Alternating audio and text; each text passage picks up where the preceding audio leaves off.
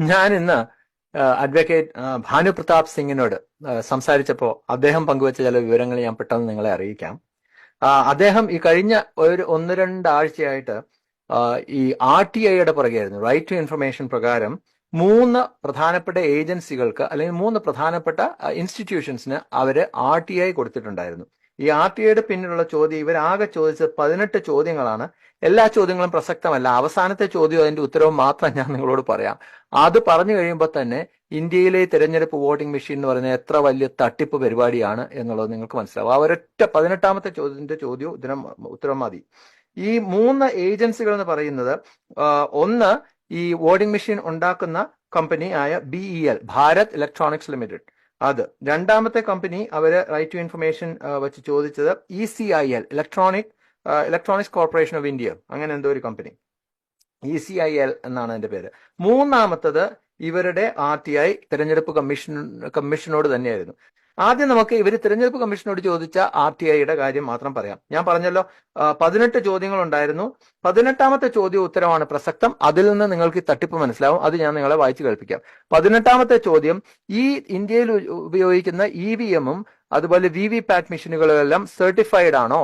അതുപോലെ തന്നെ ഏതെങ്കിലും ഒരു ഓത്തറൈസ്ഡ് ഏജൻസി, ഇന്ത്യൻ സർക്കാരിന്റെ ഏതെങ്കിലും ഒരു ഓത്തറൈസ്ഡ് ഏജൻസി പരിശോധിച്ച് സർട്ടിഫൈ ചെയ്ത് വെരിഫൈ ചെയ്തിട്ടുള്ളതാണോ എന്നുള്ളതായിരുന്നു ഒരു ചോദ്യം. ഇനി അതില്ലെങ്കിൽ ഏതെങ്കിലും ഇന്റർനാഷണലി അക്രഡിറ്റഡ് ആയിട്ടുള്ള അന്താരാഷ്ട്ര ഏജൻസീസ് ഏതെങ്കിലും ഇത് വെരിഫൈ ചെയ്തിട്ടുണ്ടോ എന്നായിരുന്നു 18ാമത്തെ ചോദ്യം. അതിന് തിരഞ്ഞെടുപ്പ് കമ്മീഷൻ കൊടുത്ത മറുപടി എന്താണെന്ന് നിങ്ങൾ കേട്ടുകഴിഞ്ഞാൽ മൂക്കിൽ വിരൽ വെച്ച് പോകും. അവർ പറയുന്നത് ഈ മെഷീൻസ് ഉണ്ടാക്കിയത് ഞങ്ങളല്ല, BEL-ഉം ECIL-ഉമാണ്. അതുകൊണ്ട് ഈ ചോദ്യങ്ങൾ നിങ്ങൾ അവരോട് ചോദിക്കണം. കാരണം ഞങ്ങളല്ല ഉണ്ടാക്കിയത്, അവരാണ് ഉണ്ടാക്കിയത്. അപ്പോ ഈ മെഷീൻസ് വെരിഫൈ ചെയ്തിട്ടുണ്ടോ, സർട്ടിഫൈഡ് ആണോ എന്ന് പോലും ഉറപ്പില്ലാതെയാണ് ഈ തെരഞ്ഞെടുപ്പുകൾ മുഴുവൻ എടുത്താ പൊങ്ങാത്ത ഇന്ത്യൻ ജനാധിപത്യത്തിന്റെ പേരിൽ ഇവർ നടത്തിയതെന്ന് നിങ്ങൾ മനസ്സിലാക്കണം. ഇതിൽ രസകരമായ വേറൊരു വസ്തുത എന്താന്ന് വെച്ച് കഴിഞ്ഞാൽ, ഈ RTIയിലെ 9ാമത്തെ ചോദ്യം ഈ വോട്ടിംഗ് മെഷീൻസിന്റെയും VVPAT മെഷീൻസിന്റെയും ഉടമസ്ഥരാരാണ് എന്നുള്ളതായിരുന്നു 9ാമത്തെ ചോദ്യം. അതിനുള്ള ഉത്തരം എന്തായിരുന്നു?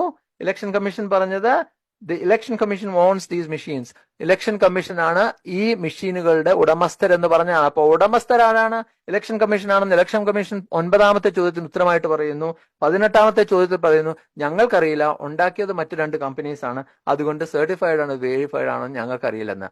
വല്ലവരും ഉണ്ടാക്കിയ സർട്ടിഫൈഡ് ആണോ വെരിഫൈഡ് ആണോ എന്നുള്ളതിന്റെ അതിന്റെ കൃത്യതയെക്കുറിച്ച് പോലും ഉറപ്പില്ലാത്ത മെഷീൻ വെച്ചിട്ടാണ് ഇവരെ തിരഞ്ഞെടുപ്പ് നടത്തിയത്. പേരിന് മാത്രം ഓണർഷിപ്പ് തിരഞ്ഞെടുപ്പ് കമ്മീഷനുണ്ട് എന്നാണ് ഇവർ പറയുന്നത്.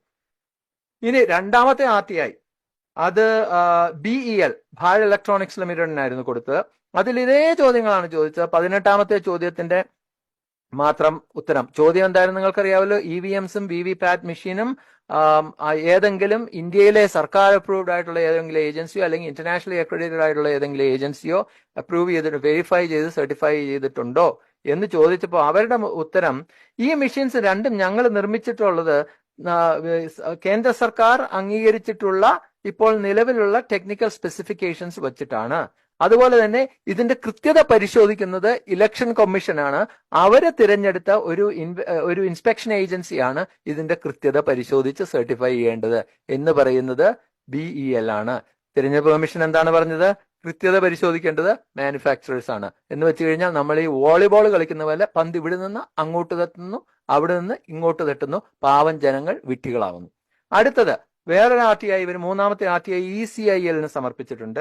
ഇതേ ചോദ്യങ്ങൾ ചോദിച്ചു. 18ാമത്തെ ചോദ്യം അതിന് ഒറ്റ വരിയിലുള്ള ഉത്തരമാണ് കേട്ടോ. അവർ പറയുന്നത് വിചിത്രമാണ്. അവർ പറയുന്നത് ഇത് കേന്ദ്ര സർക്കാരിന്റെ കീഴിലുള്ള ഇൻഫർമേഷൻ ആൻഡ് ടെക്നോളജി ഡിപ്പാർട്ട്മെന്റ് ആണ് ഇത് ഇൻസ്പെക്ട് ചെയ്യുന്നത്. സർട്ടിഫിക്കേഷൻ ഒന്നുമില്ല, സർട്ടിഫിക്കേഷന്റെ ആവശ്യമില്ല. കാരണം കേന്ദ്ര സർക്കാരിന്റെ information and technology department inspect ചെയ്തതാണ്. ഇത് പറയുന്നത് ECIL ആണ്. ഇതിന് തൊട്ടു മുമ്പുള്ള BEL പറഞ്ഞത് എന്താണ്? ഇത് സർട്ടിഫൈ ചെയ്യേണ്ട ഉത്തരവാദിത്വം തിരഞ്ഞെടുപ്പ് കമ്മീഷനാണ്. ECIL പറയുന്നു ഇത് കേന്ദ്ര സർക്കാരിന്റെ ഉത്തരവാദിത്തമാണ്. നേരത്തെ പറഞ്ഞ ഈ വോളിബോൾ കളി തന്നെ, അങ്ങോട്ട് തട്ടി ഇങ്ങോട്ട് തട്ടി അവസാനം ജനങ്ങളെ ഇട്ട് അങ്ങോട്ടും ഇങ്ങോട്ടും തട്ടി കളിക്കുകയാണ്. ചുരുക്കി പറഞ്ഞാൽ ECIL-ഉം BEL-ഉം എല്ലാം പറയുന്നതിന്റെ ഒരു ചുരുക്കം എന്ന് പറഞ്ഞാൽ ഇത് സർട്ടിഫൈ ചെയ്യേണ്ട കാര്യമില്ല. ഒന്ന്, തിരഞ്ഞെടുപ്പ് കമ്മീഷന്റെ ഉത്തരവാദിത്തമാണ്. 2, ഈ കേന്ദ്ര സർക്കാരിന്റെ ഒരു ഡിപ്പാർട്ട്മെന്റ് ആണ് ഇത് സർട്ടിഫൈ ചെയ്യേണ്ടത്. നിങ്ങളൊന്ന് ചിന്തിച്ചു നോക്കൂ എന്റെ പൊന്നു മനുഷ്യര്, നിങ്ങളെല്ലാം ജനാധിപത്യ വിശ്വാസികളും നിങ്ങളെല്ലാം ബോധമുള്ളവരുമല്ലേ? ഉപ്പ് തൊട്ട് കർപ്പൂരം വരെയുള്ള സാധനങ്ങൾക്ക് ISI മുദ്ര വേണം എന്ന് TV പരസ്യത്തിലൊക്കെ നമ്മൾ കണ്ടിട്ടില്ലേ? ISI മുദ്രയില്ലാത്ത കറിയിലിടുന്ന ഉപ്പ് പോലും ഉപയോഗിക്കാത്ത ആളുകളാണ് ഇന്ത്യയിലെ ജനങ്ങൾ. അവരെങ്ങനെ ഇത്രയും കാലം ഈ തെരഞ്ഞെടുപ്പ് കമ്മീഷൻ കൊണ്ടുവന്ന ഈ പൊട്ടപ്പെട്ടിക്കകത്ത് വോട്ട് ചെയ്തിട്ട് ജനാധിപത്യം എല്ലാം ഭംഗിയായിട്ട് നടക്കുന്നു എന്ന് കണ്ണടച്ച് വിശ്വസിച്ചിരുന്നു? എനിക്ക് മനസ്സിലാവുന്നില്ല. ഇന്ത്യൻ ജനാധിപത്യത്തെ പിടിച്ചു നിർത്തുന്ന സാധനം വോട്ടിംഗ് മെഷീനാണ്. അതാണ് ഇന്ത്യൻ ജനാധിപത്യത്തിന്റെ ക്രെഡിബിലിറ്റി തീരുമാനിക്കുന്നത്. ഈ ആളുകളെല്ലാവരും പള്ളിക്കൂടത്തിൽ പോലും പോകാത്ത ആളുകളെയൊക്കെ പിടിച്ച് പ്രധാനമന്ത്രിയും അവരും ഇവരുമൊക്കെ ആയിട്ട് വാഴിക്കുന്നത് ഈ തിരഞ്ഞെടുപ്പ് മെഷീൻ, ഈ വോട്ടിംഗ് മെഷീൻ കൊടുക്കുന്ന റിസൾട്ട്സ് വെച്ചിട്ടല്ലേ? അപ്പോൾ ഇന്ത്യൻ ജനാധിപത്യത്തെ താങ്ങി നിർത്തുന്ന ഈ പൊട്ടപ്പെട്ടി ഒരു സർട്ടിഫിക്കേഷനും ഇല്ലാതെ ജനങ്ങൾക്ക് കൊടുക്കുന്നു, ജനങ്ങൾ അത് ഉപയോഗിക്കുന്നു, എന്നിട്ട് കൈയടിച്ച് ഓരോരുത്തർ പ്രധാനമന്ത്രിമാരാക്കുന്നു എന്ന് പറയുമ്പോൾ ഇത് ജനാധിപത്യത്തിന് തന്നെ, ലോക ജനാധിപത്യ വ്യവസ്ഥയ്ക്ക് തന്നെ ഒരു നാണക്കേടല്ലേ? നിങ്ങൾ ചിന്തിക്കേണ്ടതല്ലേ? ഇനി ഫൈനലി ഒരു ഞെട്ടിക്കുന്ന വിവരം കൂടിയുണ്ട്. തിരഞ്ഞെടുപ്പ് കമ്മീഷൻ ഈ മെഷീൻസിന്റെ പേറ്റന്റ് കിട്ടാനായിട്ട് ഏതോ ഇന്റർനാഷണൽ ഏജൻസിയെ സമീപിച്ചിരുന്നു. അവരത് റിഫ്യൂസ് ചെയ്തു. നിങ്ങൾക്ക് പേറ്റന്റ് തരാൻ പറ്റില്ല എന്ന് പറയുന്നു. അതിന്റെ കാരണം എന്താണെന്നറിയാവോ? ഇത് സർട്ടിഫൈഡ് ആണെന്ന് തെളിയിക്കാൻ നിങ്ങൾക്ക് സാധിച്ചിട്ടില്ല. ഇലക്ട്രോണിക് വോട്ടിംഗ് മെഷീൻ പോലെ ജനാധിപത്യത്തെ സംബന്ധിച്ച് ക്രിട്ടിക്കൽ ആയിട്ടുള്ള ഒരു സംവിധാനം വെരിഫൈഡ് ആണ്, അത് പ്രവർത്തിക്കേണ്ട രീതിയിൽ പ്രവർത്തനക്ഷമത ഉള്ളതാണെന്ന് പോലും സർട്ടിഫൈ ചെയ്യാൻ നിങ്ങൾക്ക് സാധിക്കാത്ത സ്ഥിതിക്ക് പേറ്റന്റ് തരാൻ പള്ളി പോയി പറഞ്ഞാൽ മതി എന്ന് ഈ ഏജൻസി പറഞ്ഞു. പക്ഷേ ഈ മെഷീൻസിന് ഇന്ത്യയിൽ നിന്ന് പേറ്റന്റ് ഉണ്ടായിരുന്നു കേട്ടോ. 2021 ഇതിന്റെ പേറ്റന്റ് എക്സ്പയർ ആയി. അതിനുശേഷം ഇതിന്റെ പേറ്റന്റ് പോലും പുതുക്കാൻ സാധിച്ചിട്ടില്ല. കാരണം എപ്പോഴും ഇതിന്റെ ടെക്നോളജി ഇവർ പുരോഗതി വരുത്തിക്കൊണ്ട് അല്ലെങ്കിൽ അപ്ഡേഷൻ നടന്നുകൊണ്ടിരിക്കുകയല്ലേ. അപ്പോൾ 2021 മുമ്പുണ്ടായിരുന്ന രീതിയിലല്ല ഇപ്പോൾ ഇലക്ട്രോണിക് വോട്ടിംഗ് മെഷീൻ പ്രവർത്തിക്കുന്നത്. ഓരോ അപ്ഡേറ്റുകൾ വന്നുകൊണ്ടിരിക്കുകയല്ലേ. പുതിയ അപ്ഡേറ്റഡ് ആയിട്ടുള്ള വേർഷന് പേറ്റന്റ് പോലും ഇല്ലെന്നാണ് ഞാൻ അറിഞ്ഞ വിവരം. ഇനി ഇതിനേക്കാൾ രസകരമായ കാര്യം എന്താണ് ഞാൻ പറയട്ടെ. ഈ പറയുന്ന ഇതിന്റെ സ്വതന്ത്രമായിട്ട് ഈ മെഷീൻസ് ഉണ്ടാക്കുന്ന BEL-ഉം ECIL-ഉം ഒന്നും കേന്ദ്ര സർക്കാരിന് ഒരു സ്വാധീനമില്ലാത്ത സ്ഥാപനങ്ങളാണെന്ന് നിങ്ങൾ തെറ്റിദ്ധരിച്ചു പോകരുത്. ECIL എന്ന് പറയുന്നത് electronics corporation of India limited എന്ന് പറയുന്ന ഒരു ഗവൺമെന്റ് ഓഫ് ഇന്ത്യ അണ്ടർടേക്കിംഗ് ആണ്. അവരുടെ വെബ്സൈറ്റിൽ എഴുതി വെച്ചിട്ടുണ്ട് ഇതൊരു പൊതുമേഖലാ സ്ഥാപനമാണ് എന്ന്. ECIL അതുപോലെ BEL എന്ന് പറയുന്ന മിനിസ്ട്രി ഓഫ് ഡിഫൻസിന്റെ കീഴിൽ പ്രവർത്തിക്കുന്ന സ്ഥാപനമാണ്. സർക്കാരിന്റെ തന്നെ ഏജൻസികളുടെ കീഴിൽ, സർക്കാരിന്റെ തന്നെ ഡിപ്പാർട്ട്മെന്റുകളുടെ കീഴിൽ പ്രവർത്തിക്കുന്ന പൊതുമേഖലാ സ്ഥാപനങ്ങളിലാണ് ഇതിപ്പോ ഉണ്ടാക്കുന്നത്. അപ്പൊ ചോദ്യം ചോദിക്കുമ്പോൾ ഇത് സർക്കാരാണ്, ഇത് ഇലക്ഷൻ കമ്മീഷനാണ്, ഇത് മൂന്നാമത് ഏതെങ്കിലും ഏജൻസിയാണ് സർട്ടിഫൈ ചെയ്യേണ്ടതെന്ന് പറയുന്നത്. ഇതെല്ലാം സർക്കാർ. ഇനി വേറൊരു ഞെട്ടിക്കുന്ന വിവരവും കൂടെ അവസാനമായിട്ട്, എനിക്കറിയാം നിങ്ങൾ ഞെട്ടി ഒരുപക്ഷെ ശരീരത്തിന് വേദന വന്നു കാണും, എങ്കിലും ഒന്നുകൂടെ ഞെട്ടിയാൽ മതി, അതുകൂടെ കേട്ടോളൂ.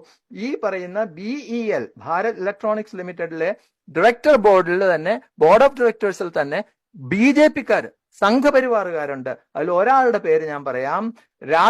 ഗുജറാത്തിലെ രാജ്കോട്ടിലെ BJP ജില്ലാ പ്രസിഡന്റായ മൻസൂഖ് ഭായ് ഖച്ചാരിയ ഈ പറയുന്ന BEL-ന്റെ ഭാരത് ഇലക്ട്രോണിക്സ് ലിമിറ്റഡിന്റെ ഡയറക്ടർ ബോർഡ് അംഗമാണ്. വേറെ 3-4 പേര് കൂടി BJP-ക്കാരുണ്ട്. അപ്പൊ ഇതോടെ നിങ്ങൾക്ക് മനസ്സിലായല്ലോ, BJP-ക്കാരെ വെച്ചിട്ട് കേന്ദ്ര സർക്കാരിന്റെ ഏജൻസീസ് അല്ലെങ്കിൽ കേന്ദ്ര സർക്കാരിന്റെ ഡിപ്പാർട്ട്മെന്റുകളുടെ കീഴിലുള്ള സ്ഥാപനങ്ങളാണ് ഈ സാധനം ഉണ്ടാക്കുന്നത്. ഇതിന് സർട്ടിഫിക്കേഷനും ഇല്ല. ഇന്റർനാഷണൽ പേറ്റന്റ് കിട്ടാനായിട്ട് നോക്കിക്കഴിഞ്ഞപ്പോൾ ഇന്റർനാഷണൽ ഏജൻസി വരെ ഇത് റിഫ്യൂസ് ചെയ്തു. ഇങ്ങനെ ഒരു സാധനമാണ് ഇന്ത്യൻ ജനാധിപത്യത്തെ പിടിച്ചു നിർത്തിക്കൊണ്ടിരിക്കുന്നത്. ബാക്കി എന്താ വേണ്ടത് നിങ്ങൾ തീരുമാനിച്ചു. നമ്മുടെ രാഷ്ട്രീയക്കാർക്കൊന്നും ഇതിന് സമയമില്ല. അവരെല്ലാം സീറ്റ് ഷെയറിംഗ്, എത്ര സീറ്റ് ഓരോരുത്തർക്ക് കൊടുക്കണം എന്നുള്ള ചർച്ചയാണ്. ഈ സീറ്റൊക്കെ കൊടുത്തിട്ട് കാര്യമൊന്നുമില്ല. വിധി നേരത്തെ തന്നെ നിർണ്ണയിക്കപ്പെട്ട് കഴിഞ്ഞു എന്നുള്ളതാണ് നമ്മൾ ഇതിന് മനസ്സിലാക്കേണ്ടത്. ബാക്കി എന്താ വേണ്ടതെന്ന് പറഞ്ഞാൽ വോട്ട് ചെയ്യുന്നത് നിങ്ങൾ തന്നെ തീരുമാനിച്ചാൽ മതി. Thank you.